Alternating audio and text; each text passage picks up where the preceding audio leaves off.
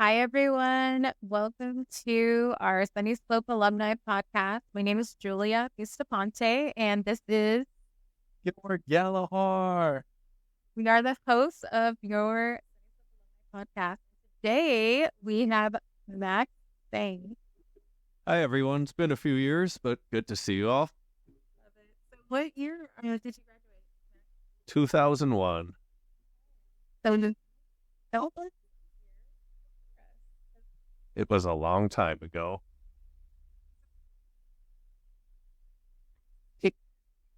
at the present, do you remember what that felt like? Now, Sunnyslope overall was a good experience. It seemed like, Gilbert was saying earlier, a little community in Phoenix that everyone knew each other. Everyone came from a different background, but yet everyone seemed to get along and enjoy each other. So it was a pleasant experience. Yeah. Do you have significant classes? Any favorite teachers? Oh, there were probably quite a few teachers that left impressions, quite a few kids that did too. But as far as teachers go, in the interest of not keep making the list too long, Mr. Matheny was definitely one of them because I remember signing up for his class and thinking, oh, it's PE, it'll just be a joke. And then at the end of the quarter, I get my report card and I seem to have failed PE somehow. And then talking to Mr. Matheny, he's like, well, it's because you sat there and screwed around and you didn't do anything there. Another teacher that was a pretty big influence too was Mr. Pieri, because I remember I was trying to be lazy one day and get out of doing work, and so I came up with some excuse why I couldn't show up and do I believe it was an 18-minute run and a bunch of weightlifting afterwards. And so I came up to him and had every excuse in the book why I couldn't make it this morning. And he just looked at me and he's like, you know why you can't make it this morning? And I was like, why? He's like, because you're a little bitch. Fair enough. After that, I did the workout and, well, it wasn't fun. I did it. And after that, never messed around with that guy again. And yeah, Mr. Capistran was another one because he gave me a hard time about not doing any work and gave me very bad grades too. But it was good in the long run because it probably instilled a bit of a work ethic. So I'm thankful to all the teachers, though. Speaking of work, what do you do? I'm a pilot. I fly airplanes around nowadays, so You there? I did a little bit just because my dad used to fly just small planes around just for fun. And honestly, I had no idea what I wanted to do in high school. I mean, I finished high school. I went to NAU up in Flagstaff, and they told you that you could take the first year off, do your general studies, and think of something you want to do. Second year, you need to pick something. Well, about halfway through my third year, they were finally like, you have to pick something now. So, so I've never been one to really make a firm decision on things like that. So, okay, let's go back to high school. And you had your pilot what in high school? Private pilot's license. So you were a private pilot in high school. Yes. And people are watching this and they know you. Yes. And they're like, this guy would make a great commercial pilot. Well, that would be nice if they thought that, so hopefully they do. So, okay, like, the only reason why I say that is because after you graduated high school, you went to NAU, you didn't want to pick the NAU have like an aviation studies or? No, it does not. So after I finally was forced to pick something, I picked criminal justice and sociology because I had the most credits towards graduating in those subjects, so I figured it would be the quickest. So, okay, Sunnyslope, what's your favorite tradition? Oh, there's a bunch of them. I mean, let's see, Fruit Wars was always fun. Painting the S was fun. Trying to go hijack the Washington Ram was always fun. There's probably too many to mention probably other ones that I can't remember right now either.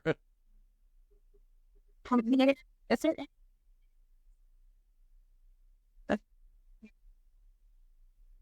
That as an adult now, like left an impression with you.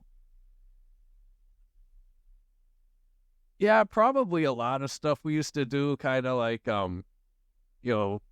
finding creative ways to skip out of class. And I remember same thing that we had another person say earlier, you'd get Saturday detentions and you'd skip it and then you'd get another day off, and other creative ways to do changing the attendance, stuff like that to get out of class. Well, that was all fine and great during the day.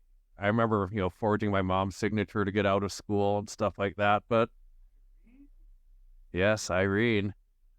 But the more I think about it now, really, the amount of effort I spent trying to avoid doing any of the work, had I just put that effort towards actually doing something productive, it would have got a lot farther than doing absolutely nothing. So I think that's been a good lesson for me over the years.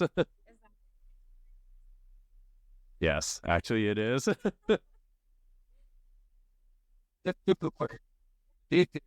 Hey, sometimes if you just get it done, everyone's a lot happier with you and creates a lot less headache. So they say just do it sometimes. So, career-wise, when are you planning to retire?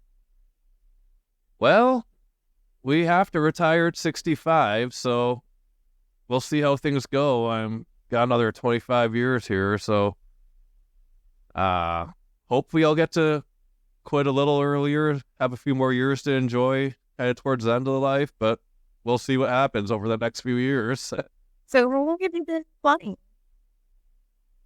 Since 2006 commercially, so about what, 17 years, something like that. Long time. About flying? It's a fairly easy job. I mean, it's nice. I don't have to work 8 to 5 every day. I go in and show up to work. I don't have to go see my boss. Then I leave. I don't have to see my boss. I basically show up, close the door, and then no one bothers me unless I really irritate someone. So as long as you keep your nose clean, it's a fairly easy way to work. So you mentioned to me you have an interesting hobby. You want to go into that? Which hobby? Scuba diving. Oh, yeah. So I do a lot of scuba diving on the side. I actually do a little bit of teaching at a shop here on I-17 in Dunlap. So I used to teach a lot of a lot of our recreational divers, new divers and all that. Lately, I've gotten into technical diving, rebreathers, caves, and all that. So spend a lot of time actually now in Florida and Mexico too. So don't spend too much time around here, and it's a fun hobby. Probably one of many hobbies that probably spend entirely too much money and time on, but keeps you entertained. So Love that. You mentioned those places that you do it, but is it just ocean scuba diving? No, I really like the cave stuff, so I pretty much only do caves now. I do Mexico. There's a big system down there that's very popular. Florida has a bunch of the springs that have caves too, so we go there a lot. Sometimes we'll go to the ocean too. Just kind of depends on what the plan is, where everyone else is going and what we want to do that day. Lake Pleasant's pretty much the only option around here, unfortunately, which I used to really dislike it, but it's kind of grown on me a bit. What went again? The scuba diving? Well, years ago, we went on a family vacation to Hawaii, and my sister wanted to get certified as a family event because she figured it'd be nice to be certified, so that way when she would travel places, she could go, with all her friends that wanted to go. They're like, hey, we're going to go dive, and she could never go, so let's get certified.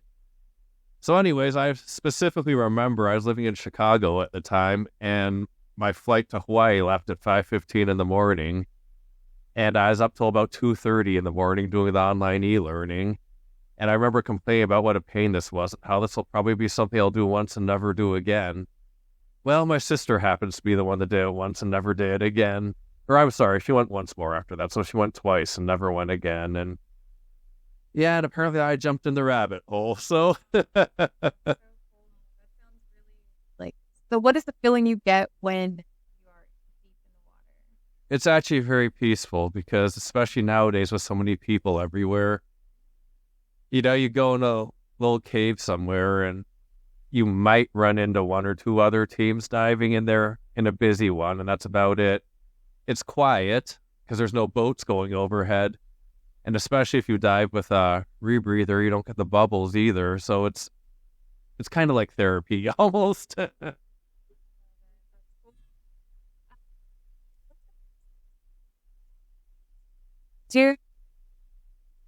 want to say the vibe of Sunnyslope in this podcast. Did you like what was anything particular? Did you go to the football game? Did you like what did you like?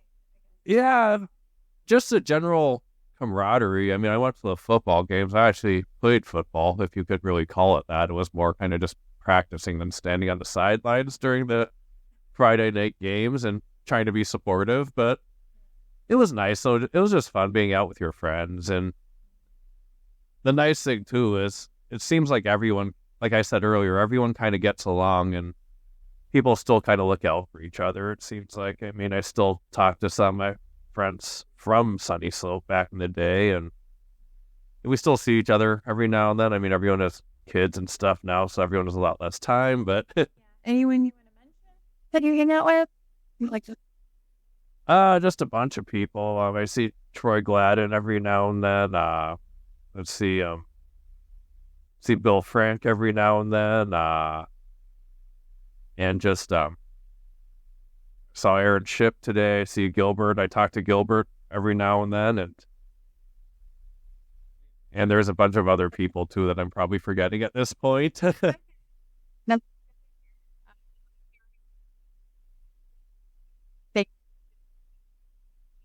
It's good because it's like almost you want to never forget where you came from and how far you Yes.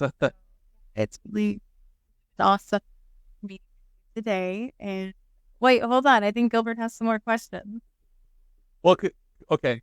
So Max's phone number, I remember more than my own phone number. He's had it that long, right? Like it's. Yeah, I had the phone number since high school, actually. I had the original Nokia with the snake on there. But like, okay, this is a Sunnyslope alumni podcast, right? Is there anyone that you would like us to find and interview for the podcast? No one in particular. I think pretty much I can't really think of anyone that wouldn't be interested in being interviewed for it, so I'm sure time permitting, I kind of doubt many people are going to say no. When's your guys' class reunion? I'm not sure. Now we had one like at 10 years, and if we had one since then, I didn't know about it, so. You should come to ours. Oh, appreciate that. Part of the family, right? Yep.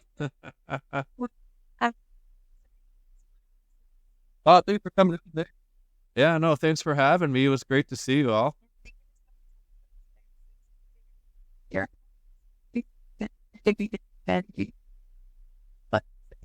I appreciate it. Same to all of you.